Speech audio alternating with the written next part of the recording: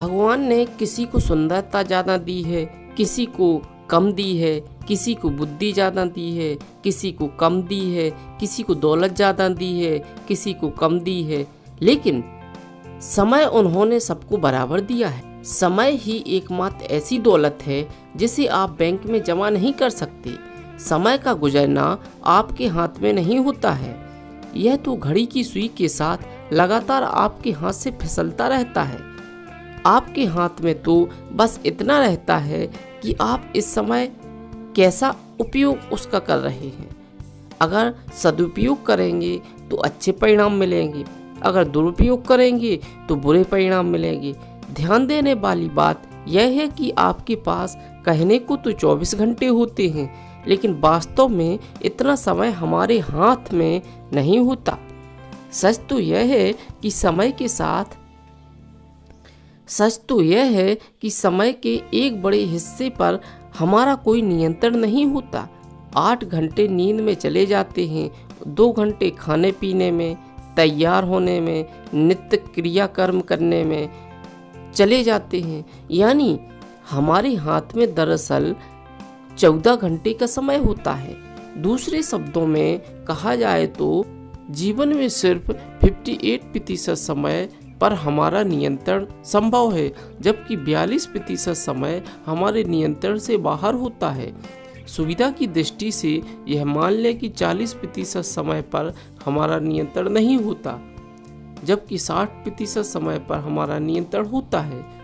इसके संदर्भ में सदियों पहले भर्तृहरि की कही गई बात आज भी लागू होती है कि भगवान ने मनुष्य की आयु 100 वर्ष तय की है, जिसमें से आधी रात्रि में चली जाती है, बची आधी में से भी आधी बाल्यावस्था और वृद्धावस्था में गुजर जाती है, और बाकी बचे 25 वर्षों में मनुष्य को रोग वियोग के अनेक दुख झेलने पड़ते हैं और नौकरी चाकरी करनी पड़ती है।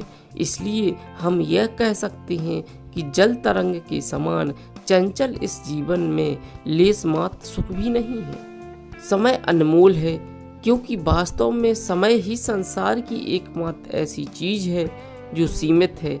अगर आप दौलत गवा देते हैं तो दोबारा कमा सकते हैं, घर गवा देते हैं तो दोबारा पा सकते हैं, लेकिन अगर समय गवा देते हैं तो आपको वही समय दोबारा नहीं मिल सकता।